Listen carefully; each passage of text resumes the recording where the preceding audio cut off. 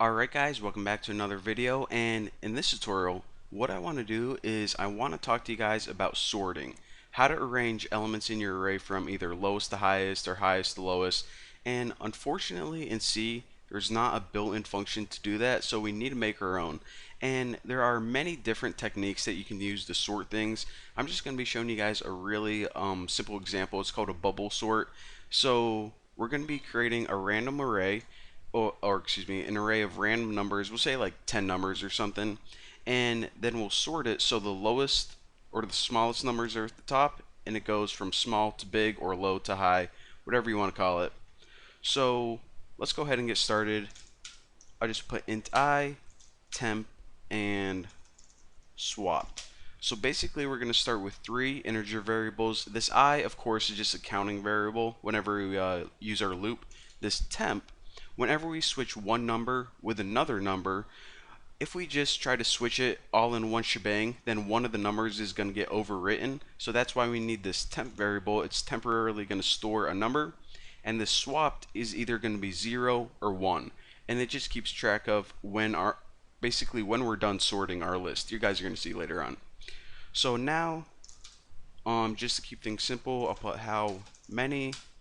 I'm going to set this equal to 10, but basically this is the variable to say how many elements are going to be in your array. I'm just going to have 10 numbers in it, so of course 10. And I'll say that I'm a coach of a hockey team again, since I love hockey, and I'm arranging my players' goals from lowest to highest, see who's the best player. So how many. So I have an array named goals, and of course it's going to have 10 different players in it. Simple enough so far. So the first thing I want to do is actually create that array, which is going to be just random numbers. So create. Actually, I won't even add comments. I'll add comments whenever I post a source code on my forum, but for now I'll just wow, do not want to do that. My voice can be the comments. So for I equals 0, and then we'll put I is less than how many, and of course I plus plus.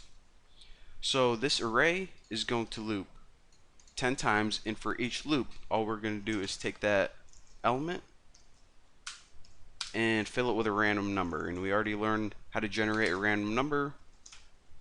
So put rand modulus. Oh, we'll say that this is going to be from like 0 to 25. No one's going to score more than 25 goals, so do that plus 1. And of course, whenever you do this in real life, you're going to have like the data from a database or a separate file, or you can even enter it manually. But right now, what I have is just an array of 10 different numbers, 0 to 25. So next thing I want to do is just make a quick bit of code just to print out the array. So print, I'll just put original list, new line, and we can actually use this loop again. So of course the print something out, printf %d, which is going to be the element that we're on. And I messed up my freaking code again, ticking me off. And goals. So right now all we did is we created a random array right there, and we just printed it out. So in this case, this is our original list. We have 20. Okay, we have some players that weren't too good. This guy scored 5, this guy scored 2. And as you can see, this is kind of hard whenever you're trying to look at your best players and your worst, because you got to find them and pick them all out. So it would be really handy if we had a way to sort this array. That was kind of confusing to say, from the least goals to the most. Alright, so let's learn how to do that right now. So the first new technique I want to talk to you guys about is called an infinite loop. And if you just put while, inside the condition put 1. Now whenever you have 1 right here, 1 is the same thing as true in programming. So this loop is going to continue forever and ever and ever until you tell it to stop. And the only way that we can tell a loop to stop is to add a break statement.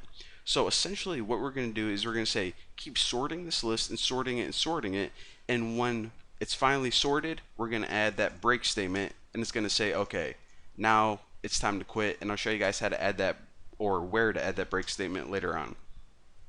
So the first thing we need to do is add this swapped variable and set it equal to 0. So eventually what you're going to see is whenever this swapped variable equals 0 at the end, it pretty much means that this list is sorted. Now when it's not sorted, we're going to set it equal to 1, and it pretty much means do the loop again. Kind of confusing now, but once I write a little bit of code, you guys are going to understand what I mean. So the first thing that I need to do is actually copy this for loop, and this is going to be the main sorting algorithm. So I want to indent this. Alright, so what I'm going to say is for I equals 0, input I is less than how many minus 1, I plus plus. Now the reason that we have this for loop inside this main while loop is this. What we're going to do in order to sort this loop is we're going to take every number, and actually I'll run this right now, is we're going to take every number and compare it to the number after it. So we're basically going to say compare 25 to 2. Well, this isn't in the right order because we want the smaller numbers at the top, so switch them. So that's what this does. It compares every number to the number after it.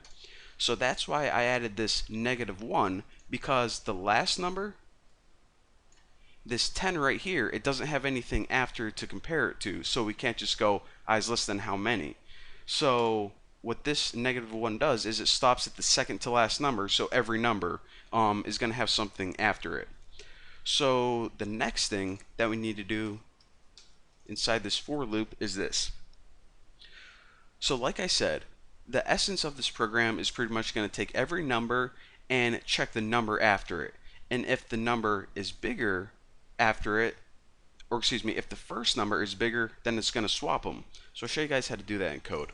I'm a lot better just writing code than I am talking. But we're going to say if goals I, which is the first number it's looking at, is greater than goals I plus 1, which is the number after it, then we want to switch them. Because if this number, the first number, is bigger, we want to switch them because the bigger numbers should be at bottom. And of course, if you want to sort it from highest to lowest, then just switch this around, it'll work fine. But now we need to switch two numbers, and it's not as easy as it sounds. What we need to do is we need to, well, let me go ahead and type this, and then you guys are going to see. Goal I, and what was that, goals or goals? Alright, now set this equal to, and those should be square. Don't know why I put I plus 1. And just a second, I'll explain everything that's going on. And I plus 1 is equal to temp, and set swapped equal to 1. Alright, so I apologize for keeping you guys in anticipation, but this bit right here, all of this code is responsible for swapping one number with another number. Now, the reason that we just can't go ahead and set the second number equal to the position of the first one is because whenever we do that, the first number is lost. It gets overridden. So what we need to do is we need to take that first number and store it in some temporary variable, temporary in, cyberspace. So then we can take that second number in the list and replace it with the first one, and then this original one, which was the first one, put it in the second spot. And whenever we do that, we say, okay, we swapped a number right here, swapped is equal to 1. Now, the reason that we have this line of code is whenever we say we did swap a number, it must mean that the list is not in order yet, so it needs to do it again.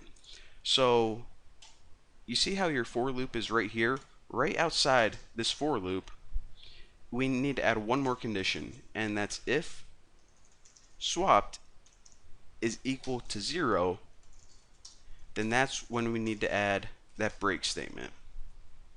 So this is pretty much complete. The only other thing that we need to do, or we don't even need to do this, but we probably should, is look at the sorted list And do we need to add any more? Yeah, let's go ahead and just add this. A new line, clean things up, and check it out.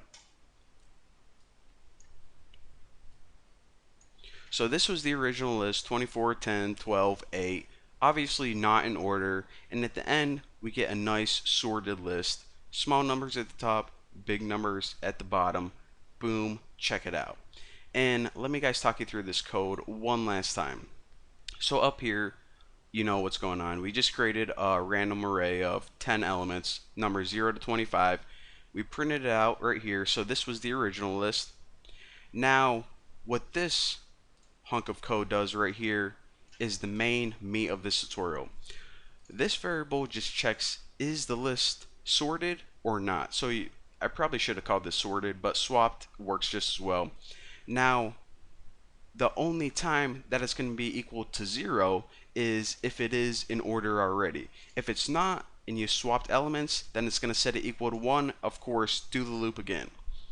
Now, of course, we had a for loop in here, which was pretty much the brains behind everything, that took every single number and compared it to the number after it. And it did that using this if statement right here.